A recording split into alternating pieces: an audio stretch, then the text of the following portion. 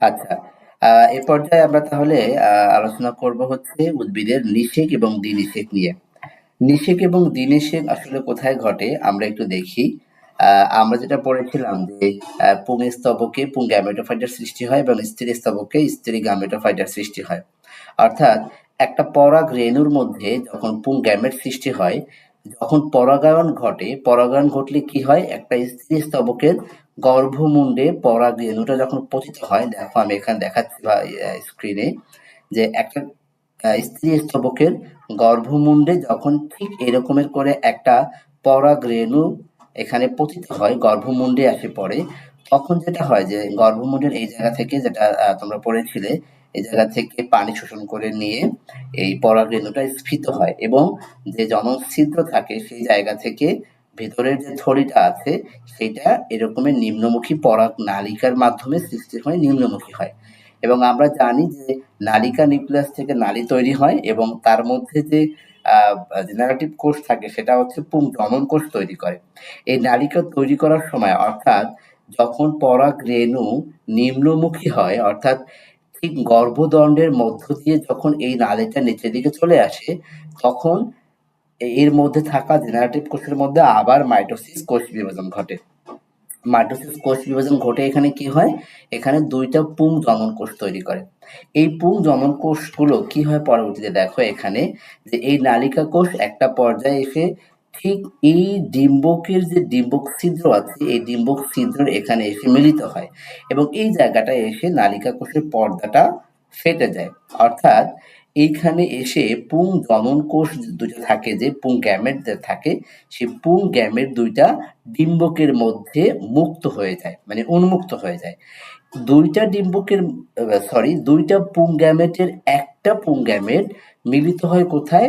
ডিম্বাণুর সাথে। আমরা জানি একটা স্ত্রী স্তবকের মধ্যে যখন গ্যামেটোফাইট সৃষ্টি হয় তখন ডিম্বক ছিদ্রের এই পাশটাকে বলা হয় গর্ভযন্ত্র এবং এখানে থাকে হচ্ছে ডিম্বাণু এবং উপরের দিকে থাকে প্রতিবাদ কোষ এবং মাঝখানে থাকে, কেন্দ্রে থাকে গৌণ নিউক্লিয়াস। তাহলে ডিম্বক রন্ধ্রের ঠিক এই জায়গায় যখন ডিম্বাণু থাকে এবং এখানে একটা পুং গ্যামেট এসে সেই ডিম্বাণুর সাথে কি হয়? মিলিত হয় বা যুক্ত হয়। তাহলে আমরা জানি ২ টা গ্যামেট যখন একত্রে মিলিত হয়, অর্থাৎ একটা পুং গ্যামেট এবং একটা স্ত্রী গ্যামেট যখন একসাথে মিলিত হয় তখন সেখানে জাইগোট সৃষ্টি করে। আর এই জাইগোটটাই হচ্ছে ওই জীবের জীবনের ১ম কোষ। এই জাইগোটটা মূলত কি হয়? এই জাইগোটটাই পরবর্তীতে বিভাজিত হয়ে একটা ভ্রূণ গঠন করে। কেমন?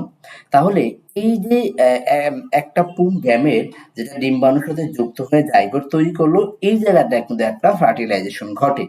অর্থাৎ এইটাকে বলা হয় মূলত প্রকৃত নিষেক। অর্থাৎ ২ টা ভিন্ন প্রকৃতির গ্যামেট যখন একত্রিত হয়ে জাইগোট সৃষ্টি করে তখন সেটাকে বলা হয় নিষেক বলা হয়। কেমন? এরপরে যেটা ঘটে, এরপরে হচ্ছে যে আরেকটা পুং গ্যামেট থাকে। আমরা তো বলেছিলাম ২ টা পুং গ্যামেট হচ্ছে ডিম্বকের মধ্যে উন্মুক্ত হয়। একটা পুং গ্যামেট হচ্ছে ডিম্বাণুর সাথে যুক্ত হয়ে জাইগোট তৈরি করে এবং সেখানে ভ্রূণ তৈরি হয় এবং ভ্রূণ গঠন করে। আরেকটা পুং গ্যামেট হচ্ছে ডি আ এই যে ডিম্বকের যে থলিটা আছে, থলির কেন্দ্রে যে গৌণ নিউক্লিয়াস ছিল, সেই গৌণ নিউক্লিয়াসের সাথে আরেকটা ডিম্বাণু এসে আ আরেকটা পুং গ্যামেট এসে যুক্ত হয়। তাহলে আগে ছিল 2n সংখ্যক এবং আরেকটা যখন নিউক্লিয়াস যুক্ত হলো তখন সেটা হলো কি 3n সংখ্যক। কেমন? তাহলে গৌণ নিউক্লিয়াসটা এবার হয়ে গেল কি 3n সংখ্যক। তাহলে একটা ডিম্বকের মধ্যে নিষেক কিন্তু ২ বার ঘটেছে। ১ম নিষেক ঘটেছে ডিম্বাণুর সাথে, পরবর্তী আরেকটা পুং গ্যামেট মিলিত হয়েছে গৌণ নিউক্লিয়াসের সাথে। তাহলে গৌণ নিউক্লিয়াসের সাথে যে মিলিত হয়েছে এইটাকে বলা হয় ডাবল ফার্টিলাইজেশন।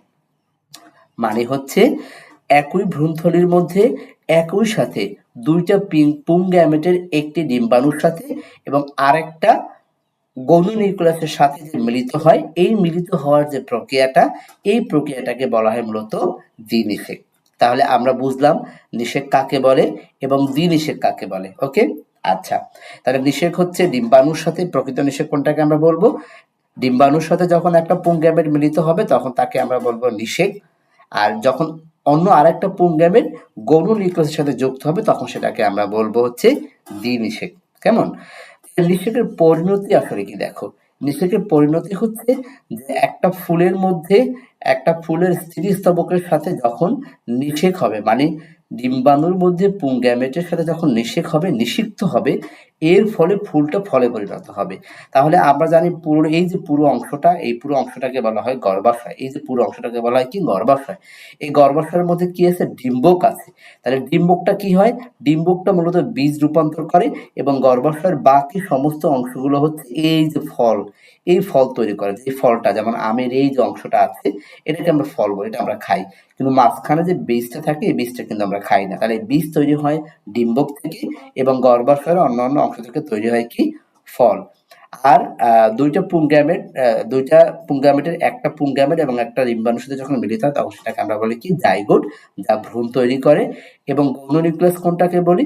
গৌণ নিউক্লিয়াস মাঝখানের যে ২ টা নিউক্লিয়াস থাকে সেটাকে বলি গৌণ নিউক্লিয়াস। সেখান থেকে আরেকটা পুংগ্যামেট মিলিত হয়ে এবং এখানে কি করে? শস্য উৎপন্ন করে। কেমন?